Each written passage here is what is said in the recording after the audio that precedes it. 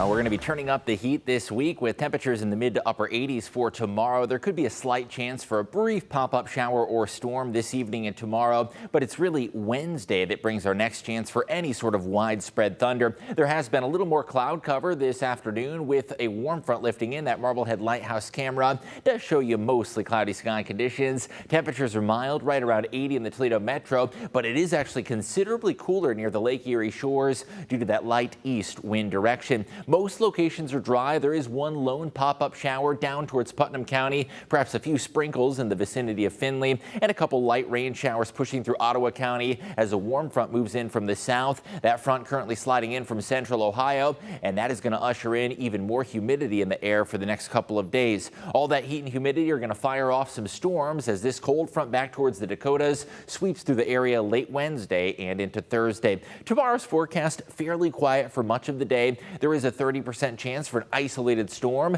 Temperatures climbing to the upper 80s with a much more humid setting. It is going to be a partly to mostly cloudy day with those highs in the mid to upper 80s. Any storms likely to be during the latter half of the day during that peak of daytime heat. Most areas staying dry this evening, barring an isolated pop-up shower. Hardly any lightning or thunder in the forecast. As we advance towards Tuesday, there is a slight chance for a couple pop-up showers, especially south of Toledo, as that warm front lifts through the area. And as we advance the clock towards Wednesday, much of the day is going to be sunny and dry, but Wednesday evening will be our next chance for some stronger storms that'll come sweeping in from the west. So what impacts can you expect? Strong straight line wind gusts going to be the biggest threat, especially during the late afternoon and the evening time frame when that cold front comes moving in from the west. So let's look at that hour by hour forecast. Tuesday, any storms are going to remain very isolated and pop up in variety. Wednesday, much of the day going to be hot, humid and sunny. These storms are going to be moving in from Illinois towards Indiana and then eventually into Ohio